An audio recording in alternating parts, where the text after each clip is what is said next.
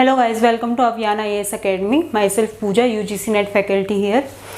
तो जो हमने लास्ट क्लास की थी पब्लिक हेल्थ न्यूट्रिशन की, हमने उसमें कुछ इंपॉर्टेंट टर्म्स की बात की थी, हेल्थ के डिटर्मिनेंट्स की बात की थी, जिसमें हमने फिजिकल, मेंटल, सोशल के साथ साथ स्पिरिचुअल और कुछ अलग फैक्टर्स जिसमें हमारा हेरिडिटी, इकोनॉमिक स्टेटस और लाइफस्टाइल जो हमारी इंक्लूडेड थी। तो जो आज हम बात करने वाले हैं, हम पब्लिक हेल्थ न्यूट्रिशन के कुछ कंपोनेंट्स की बात कर रहे हैं, जिसमें हमारे बेसिकली 3 कंपोनेंट्स आते हैं जिनको डिनोट किया जाता है 3A से, जिसमें सबसे पहला हमारा होता है असेसमेंट, उसके बाद आता है हमारा एक्शन और थर्ड आता है हमारा एश्योरेंस। सबसे पहले हम बात करते हैं असेसमेंट की। असेसमेंट का मतलब क्या होता है? किसी भी चीज़ को असेस करना। अब क्योंकि हम पब्लिक हेल्थ न्यूट्रिशन की बात कर रहे हैं, तो यहाँ पे असेसमेंट का क्या मतलब होगा?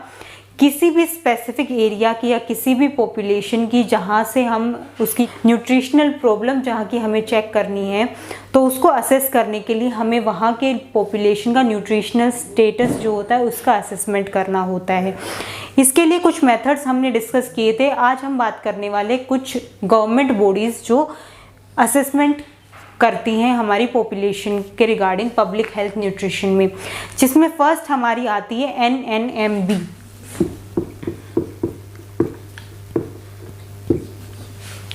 NNMB का मतलब क्या होता है? NNB is national nutritional monitoring bureau. ये फर्स्ट बॉडी है जो पब्लिक हेल्थ न्यूट्रिशन के रिगार्डिंग असेसमेंट के लिए काम करती है। NNMB के बाद हम दूसरी बात करते हैं NFHS। NFHS के बहुत सारे सर्वे भी किए जाते हैं। NFHS का फुल फॉर्म होता है नेशनल फैमिली हेल्थ सर्वे। उसके अलावा तीसरी जो बॉडी आती है हमारी वो होती है NFI। NFI का मतलब होता है न्यूट्रिशन फाउंडेशन ऑफ इंडिया। तो ये 3 बॉडीज़ होती हैं मेनली जो असेसमेंट का काम करती हैं रिगार्डिंग पब्लिक हेल्थ न्यूट्रिशन। क्या रिस्क फैक्टर है, कहाँ का डेटा कितना है, ये सारे सर्वे करने का काम हमारी ये 3 बॉडीज़ करती हैं। उसके अलावा अगर हम ग्रास रूट्स की बात करते हैं, फॉर एग्जाम्पल ग्रास रूट्स का मतलब होता है जो सबसे नीचे वाले लेवल से काम करते हैं। तो उसमें हमारे आंगनवाड़ी वर्कर्स हो गए, पब्लिक हेल्थ सेंटर हो गए। आंगनवाड़ी वर्कर जो होते हैं उनके पास हमारे इन्फेंट्स जो होते हैं, 5 साल के कम के जो बच्चे होते हैं, उनका पूरा डेटा अवेलेबल होता है। उनको ये रिस्पॉन्सिबिलिटी दी जाती है कि वो उनका रेगुलरली जो असेसमेंट है वो करें, उसका एक रिकॉर्ड सेटअप करें। तो ये ग्रास रूट असेसमेंट बोला जाता है, जो ये हमारे गांव में होता है या फिर पब्लिक हेल्थ सेंटर में होता है। अब जो हमने असेसमेंट किया वो हमने क्यों किया, उसका रीज़न क्या था? सबसे पहला कि हमारा जो, अगर हम पूरे कंट्री के बेसिस पे कर रहे हैं या फिर हम किसी डिस्ट्रिक्ट को लेके कर रहे हैं, स्टेट को लेके कर रहे हैं, तो वहाँ का न्यूट्रिशनल सिनेरियो क्या है, सबसे पहली चीज़ हमें वो पता चलती है उससे। दूसरा, हमें पता चलता है कि जो पर्टिकुलर एरिया है वहाँ के लोग कौन सा फूड कंजप्शन कर रहे हैं, उनकी इनकम कितनी है, उनकी नीड्स क्या हैं।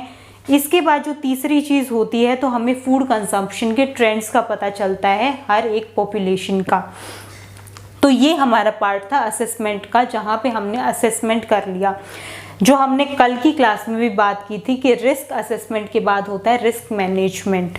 तो असेसमेंट के बाद अगर गवर्नमेंट बॉडीज़ हैं ये, उन्होंने किसी एक पॉपुलेशन का असेसमेंट किया, वहाँ पे उनको किसी चीज़ की डेफिशिएंसी लगी या फिर कोई रिस्क फैक्टर उनको दिखा, उनके रिगार्डिंग उनको कोई एक्शन लेना है, तो वो दूसरा जो हमारा कंपोनेंट आ गया वो हो गया हमारा एक्शन, जिसमें पॉलिसी इंक्लूडेड होती हैं। अब इसमें क्या किया जाता है? न्यूट्रिशनल नीड्स, फूड प्रोडक्शन, उस फूड की अवेलेबिलिटी कितनी है, इन चीज़ों को ध्यान में रखते हुए उसका एक्शन लिया जाता है। फॉर एग्जांपल, एक पॉपुलेशन है जहाँ पे जब स्टार्टिंग में आयोडीन की डेफिशिएंसी से गोइटर एक एरिया में ज़्यादा होने लगा था, तो सर्वे के थ्रू वहाँ की असेसमेंट करने के बाद वहाँ के न्यूट्रिशनल नीड्स का पता किया गया, फिर आयोडाइज्ड सॉल्ट को शुरू किया गया to decrease condition of goitre. तो ये एक एक्शन लिया गया था जो गवर्नमेंट ने लिया था। उसके बाद और हम क्या देख सकते हैं एक्शन के थ्रू? फूड की अवेलेबिलिटी कौन सी जगह पे कितनी है, इसके लिए बहुत सारी पॉलिसीज़ भी बनाई जाती है। उनका मेन टारगेट होता है कि उतना एडिक्वेट अमाउंट में हमारे जो एग्रीकल्चर सेक्टर है उसके थ्रू उतना एडिक्वेट अमाउंट में हमें प्रोडक्शन मिले जितनी हमारी इंडिया में रिक्वायरमेंट होती है। पूरी पॉपुलेशन में जितना हमारा प्रोडक्शन होता है उसका हमें कुछ स्टोर भी रखना होता है कि इन केस ऑफ इमरजेंसी, जैसे वर्ल्ड वॉर वगैरह होते हैं, कोई भी इमरजेंसी होती है, जिस टाइम पे प्रोडक्शन नहीं हो पाता है तो उस टाइम के लिए भी सेव रखना पड़ता है, रिजर्व रखना पड़ता है हर कंट्री में। तो वो होता है हमारा एक्शन के अंडर ही आता है कि हमें पहले तो असेस करके पता चला कितनी रिक्वायरमेंट है, उसके बाद एस्टिमेट लगाया जाता है कितना हमें रिजर्व फॉर्म में रखना है और फिर उसके रिगार्डिंग एक्शन लिया जाता है। अब जो हमारे एक्शन होते हैं उसमें कुछ इंटरवेंशंस किए जाते हैं, जिसमें हमारे कुछ डायरेक्ट इंटरवेंशंस आते हैं, कुछ इनडायरेक्ट इंटरवेंशन आते हैं। डायरेक्ट इंटरवेंशन में हमारे हो गए जो भी प्रोग्राम लॉन्च किए जाते हैं हमारी गवर्नमेंट के थ्रू, जिसमें हमारा ICDS प्रोग्राम था। ICDS जिसमें इंटीग्रेटेड चाइल्ड डेवलपमेंट स्कीम थी, जो बच्चों के रिगार्डिंग 1975 में आया था। बाकी के जो प्रोग्राम्स है डिटेल में हम एक क्लास में करेंगे। तो ये प्रोग्राम, इस प्रोग्राम के थ्रू ज़्यादातर एडोलसेंट बच्चों पे, गर्ल्स पे, मदर्स पे ध्यान दिया गया था, उनको कुछ सप्लीमेंट्स दिए गए थे, उनकी एजुकेशन पे ध्यान दिया गया था। तो जो ये डायरेक्ट प्रोग्राम लॉन्च होते हैं, अनीमिया के लिए प्रोग्राम लॉन्च हुआ था, ये सारे आते हैं हमारे डायरेक्ट इंटरवेंशन में। वहीं पर अगर हम इनडायरेक्ट इंटरवेंशन की बात करते हैं तो उसमें प्रोग्राम के अलावा कौन कौन सी चीज़ें की जा सकती है। फॉर एग्ज़ाम्पल एजुकेशन, उनको एजुकेट करके, न्यूट्रिशनल एजुकेशन देके, हाइजीनिक एजुकेशन देके, सैनिटेशन के रिगार्डिंग उनको एजुकेट करके, प्रॉपर ड्रिंकिंग वाटर प्रोवाइड करके, ये चीज़ें होती है जो हमारी इनडायरेक्ट इंटरवेंशन में आती हैं। उसके बाद जो थर्ड है हमारा एश्योरेंस। हमने एक चीज़ को असेस कर लिया, हमने उसके रिगार्डिंग एक्शन कर लिए, अब हमें उसको इवेल्युएट भी करना है कि उस कंडीशन को लेके जो हमने एक्शन लिया वो हमारा सही हुआ या जो हमने एक्सपेक्ट किया था जितना रिजल्ट वो हमें मिला या नहीं मिला। तो उसके लिए जो थर्ड स्टेप होता है वो होता है हमारा assurance, to check the surety of result. अब इसमें हम क्या क्या करेंगे। सबसे पहले तो जो न्यूट्रिशनल केयर जितनी हमें देनी थी उतनी अप्रोप्रिएट अमाउंट में मिली या नहीं मिली वो हम चेक करेंगे। जितने लॉज और रेगुलेशन बनाए गए वो प्रॉपर तरीके से फॉलो किए गए या नहीं किए गए वो चेक करे जाएंगे। फॉर एग्जांपल जब मिड डे मील स्टार्ट हुआ था तो कई जगह पे होता था कि जो गवर्नमेंट के थ्रू जो चीज़ें प्रोवाइड की जाती थी बच्चों के लिए, उनको एक्सचेंज करके जो ख़राब ग्रेन्स थे, अनाज था, उसको बच्चों को देके और जो गवर्नमेंट ने प्रोवाइड किया वो लोग अपने घर पे रख लेते थे। तो ये सब चीज़ें भी चेक करनी होती है। कितना इफ़ेक्टिव रहा हमारा प्रोग्राम, कितनी उसकी इफ़ेक्टिवनेस थी, कितना वो एक्सेसिबल था, वो सब चीज़ें चेक करनी होती है। उसके साथ साथ क्वालिटी, जो अभी मैंने बात की थी कि जो क्वालिटी आगे पॉपुलेशन में भेजी गई वो क्वालिटी उस लायक थी या नहीं जो उन्होंने सेट की थी। ये जो तीन कंपोनेंट्स हमने बात की, असेसमेंट, एक्शन और एश्योरेंस की, इसके बाद ये सब होने के बाद कुछ प्रिवेंशन स्ट्रेटजीज होती हैं जो लाई जाती है, जिसमें तीन होती हैं मेनली, प्राइमरी, सेकेंडरी और टर्शरी। ये होती है हमारी प्रिवेंशन स्ट्रेटजीज। अब जो हमारी प्राइमरी प्रिवेंशन है उसमें आता है हमारा हेल्थ प्रमोशन, जिसमें हम इंडिविजुअल की हेल्थ को प्रमोट करते हैं। प्रमोट इन द सेंस उनको उतना फूड अवेलेबल कराया जाता है, उनकी न्यूट्रिशनल रिक्वायरमेंट को पूरा किया जाता है।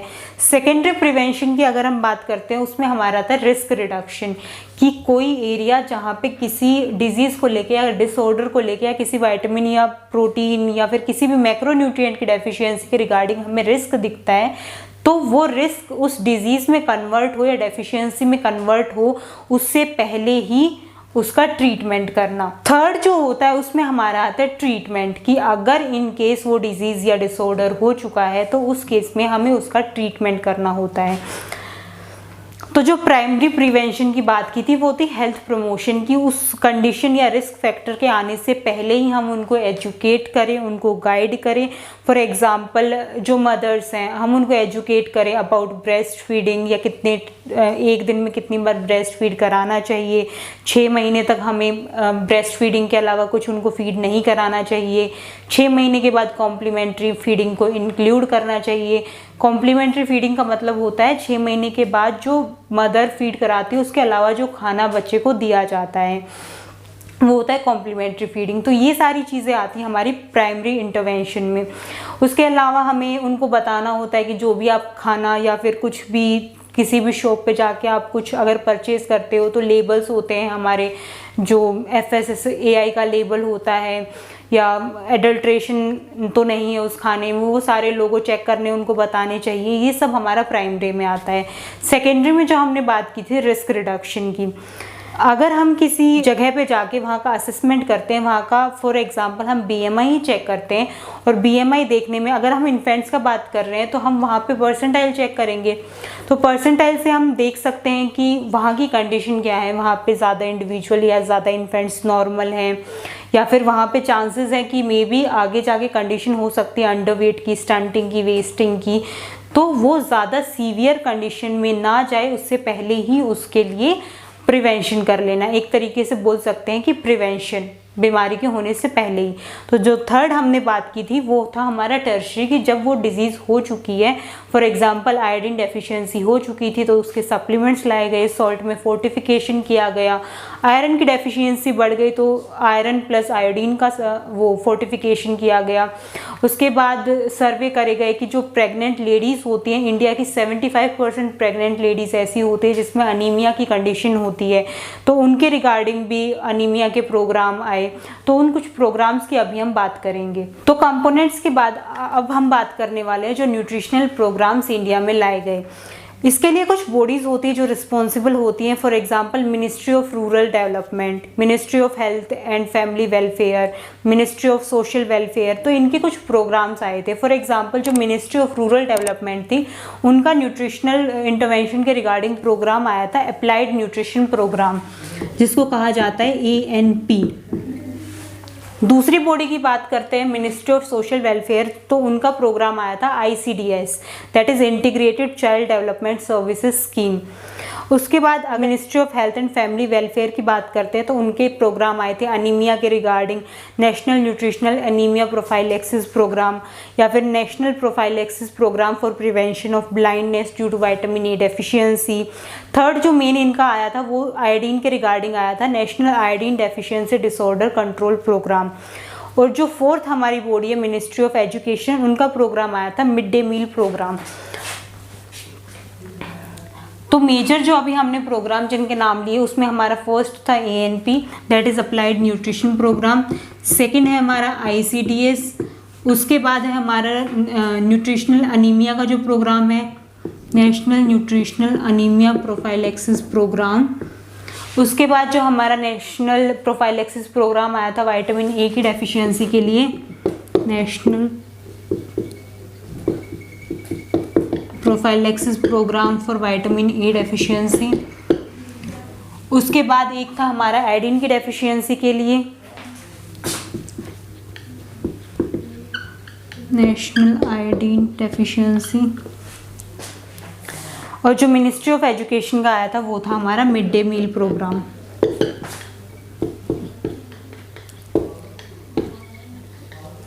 जो हमारे UGC नेट में क्वेश्चन पूछे जाते हैं वो सबसे ज़्यादा हमारे पूछे जाते हैं ANP, ICDS, अनीमिया प्रोफाइलेक्सिस और मिड डे मील से।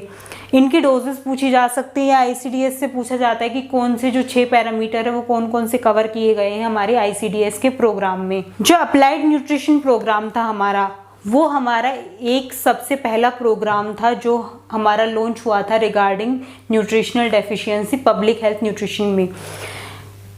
जो ANP का स्टार्टिंग ईयर था वो था 1963। इसके कुछ मेन ऑब्जेक्टिव थे। सबसे पहला था कि जो प्रोटेक्टिव फूड्स होते हैं, हेल्थ प्रमोटिंग फूड्स होते हैं, जैसे वेजिटेबल्स है, फ्रूट्स है, उनका प्रमोशन करना, और ये इंश्योर करना कि जो प्रेग्नेंट लेडीज़ हैं और लैक्टेटिंग वीमेंस हैं और जो बच्चे हैं, खासकर जो इन्फेंट्स और चाइल्डहुड में हैं, वो उनका प्रॉपर कंजम्पशन कर रहे हैं नहीं। इसके रिगार्डिंग उन्होंने न्यूट्रिशनल एजुकेशन भी प्रोवाइड की थी इस प्रोग्राम के रिगार्डिंग। जो सेकंड हमारा था ICDS प्रोग्राम, वो हमारा 2 अक्टूबर 1975 में स्टार्ट हुआ था। इसकी स्टार्टिंग डेट और ईयर कई बार UGC नेट में पूछा भी गया है, इसका फुल फॉर्म भी कई बार आया है। तो ये हमारी जो 5th 5 ईयर प्लान थे, जो हमारी 5 वर्षीय योजना चलती है, जो हमारी 5वीं 5 वर्षीय योजना थी, उसके दौरान ICDS प्रोग्राम जो था वो लॉन्च हुआ था। उसके बाद इसके मेन ऑब्जेक्टिव थे कि सबसे पहला था कि जो चाइल्ड है उसके साइकोलॉजिकल, फिजिकल और सोशल डेवलपमेंट पे ध्यान दिया गया। इसमें जो बेनिफिशियरीज, जो फ़ायदे या फिर मेन जो फोकस ग्रुप था वो जो 6 साल से कम के बच्चे थे वो थे, प्रेग्नेंट और लैक्टेटिंग मदर्स थी, वो विमेंस जो रिप्रोडक्टिव एज में है, रिप्रोडक्टिव एज मतलब 15 से 44 ईयर्स के अराउंड की जो विमेंस हैं, एडोलसेंस गर्ल्स हैं, ये मेन टारगेट ग्रुप थे आईसीडीएस के प्रोग्राम के। आईसीडीएस का जो हमारा प्रोग्राम था उसमें 6 चीज़ें जिस पे मोस्ट इम्पोर्टेंट ध्यान दिया गया था, जो यूजीसी नेट में पूछी भी जाती हैं। उनमें सबसे पहला था हमारा सप्लीमेंट्री न्यूट्रिशन, सेकंड था प्री स्कूल एजुकेशन, कि स्कूल से पहले भी एजुकेशन दी जाती है बच्चों को regarding food consumption, immunisation, proper immunisation उनको दी जाती है, हेल्थ चेकअप, रेफरल सर्विसेज और न्यूट्रिशनल एंड हेल्थ एजुकेशन, ये कुछ पैरामीटर्स थे जो इसमें कवर किए गए थे। अब हम बात करते हैं नेक्स्ट प्रोग्राम आता है national nutritional anaemia prophylaxis programme.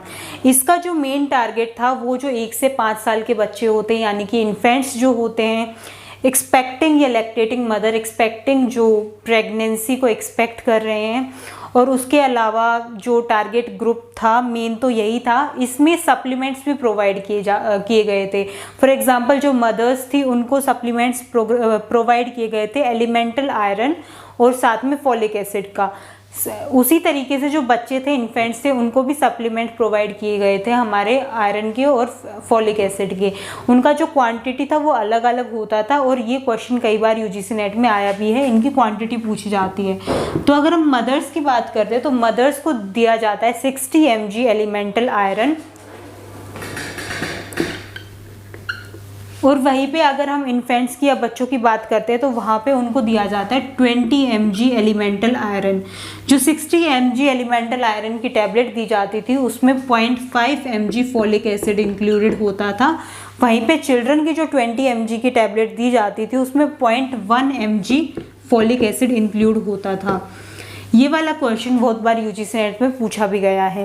इसके बाद जो विटामिन ए की डेफिशिएंसी के लिए जो प्रोग्राम आया था उसकी कुछ शॉर्ट टर्म स्ट्रेटजीज थी और कुछ लॉन्ग टर्म स्ट्रेटजीज थी। अगर हम शॉर्ट टर्म स्ट्रेटजीज की बात करते हैं तो उसमें कुछ डोजेस प्रोवाइड की जाती थी। बच्चों की अगर हम बात करते हैं तो जो फर्स्ट डोज होती थी वो 9 मंथ की एज में दी जाती थी। ये क्वेश्चन भी कई बार पूछा जाता है कि जो विटामिन ए की फर्स्ट डोज दी जाती है वो जब बेबी 9 मंथ्स का होता है तब दी जाती है, और जब तक बेबी 5 साल का होता है तब तक हर 6 महीने में वो डोज उसको प्रोवाइड की जाती है। तो सबसे पहले जो डोज दी जाती है वो 1 लाख IU की दी जाती है, और उसके बाद जो लास्ट डोज होती है वो 2 लाख IU की दी जाती है। जो लॉन्ग टर्म स्ट्रेटजीज थी उसमें उनको एजुकेट किया जाता था, तो जो विटामिन ए के रिच फूड्स होते थे, फ्रूट्स एंड वेजिटेबल्स, उनको प्रमोट किया जाता था। विटामिन ए रिच फूड्स की गार्डनिंग करी जाती थी। तो ये कुछ चीज़ें विटामिन ए के प्रोग्राम में की जाती थी। जो हमारा आयोडीन डेफिशिएंसी प्रोग्राम था उसमें हम बात कर चुके हैं, जो सॉल्ट फोर्टिफाइड सोल्ट दिया गया था जिसमें आयोडीन को इंक्लूड किया गया था, उसके बाद आयरन को उसमें इंक्लूड किया गया था, तो वही सारी चीज़ें उसमें इंक्लूडेड हैं। अब जो हमारा मिनिस्ट्री ऑफ एजुकेशन ने mid day meal programme launch किया था वो सबसे पहले लॉन्च किया गया था तमिलनाडु में, जिसको स्कूल लंच प्रोग्राम भी बोलते हैं, जो लंच टाइम पे बच्चों को मील प्रोवाइड किया जाता है। इसका एम था सबसे पहले तो बच्चों को प्रॉपर नरिशमेंट मिल सके, जितना उनकी डेली रिक्वायरमेंट है उसका कुछ पोर्शन मिड डे मील के थ्रू उनको गवर्नमेंट की तरफ से मिल सके। दूसरा, मिड डे मील का दूसरा मोटिव ये भी था कि थोड़ा एनरोलमेंट जो है बच्चों का वो बढ़ सके, क्योंकि एक टाइम था जब बच्चे ज़्यादा एनरोल नहीं करते थे या फिर गर्ल्स का ज़्यादा होता था कि उनका स्कूल में एनरोलमेंट नहीं कराया जाता था। तो इसके मेन ऑब्जेक्टिव की अगर हम बात करें तो सबसे पहला था स्कूल की अटेंडेंस को इम्प्रूव करना, स्कूल ड्रॉप आउट को कम करना, कि कई बार होता था एडमिशन करा देते थे बीच में स्कूल को छुड़वा देते थे, ज़्यादातर गर्ल्स के साथ होता था। तो ये कुछ मेन चीज़ें थी हमारे मिड डे मील प्रोग्राम की। मेन यही प्रोग्राम है जो यूजीसी नेट में पूछे जाते हैं बार बार। रिपीट करने के लिए, सबसे पहले आईसीडीएस कब लॉन्च हुआ था, इसकी जो 6 सर्विसेज प्रोवाइड करी जाती हैं उन सारी सर्विसेज के नाम याद होने चाहिए। जो अनीमिया के रिगार्डिंग प्रोग्राम था उसमें कितनी डोजेस एलिमेंटल आयरन की और फॉलिक एसिड की मदर को दी जाती थी, और कितनी mg डोजेस बेबी को दी जाती थी या फिर जो चिल्ड्रन है उसको दी जाती थी, कितना mg आयरन और कितना mg फॉलिक एसिड। वहीं पे अगर हम विटामिन ए की बात करते हैं तो इसमें से मेन क्वेश्चन जो पूछा जाता है, तो सबसे पहली डोज जो होती है विटामिन ए की वो कब दी जाती है, 9 मंथ्स में। डोज 1 लाख IU की कब दी जाती है और 2 लाख IU की कब दी जाती है, और डोजेस कब तक दी जाती है, तो जब तक बेबी 5 साल का होता है तब तक हर 6 महीने में डोज दी जाती है। आयोडीन डेफिशिएंसी के प्रोग्राम से ज़्यादातर क्वेश्चन नहीं आते हैं, वहीं पे मिड डे मील के प्रोग्राम से भी ज़्यादा क्वेश्चन नहीं आते हैं। तो आज हमने कुछ कंपोनेंट्स कवर किए हैं पब्लिक हेल्थ न्यूट्रिशन की और कुछ प्रोग्राम्स को कवर किया है। तो आज हम इतना ही कवर करेंगे, बाकी का हम नेक्स्ट क्लास में कवर करेंगे। Okay guys, thank you.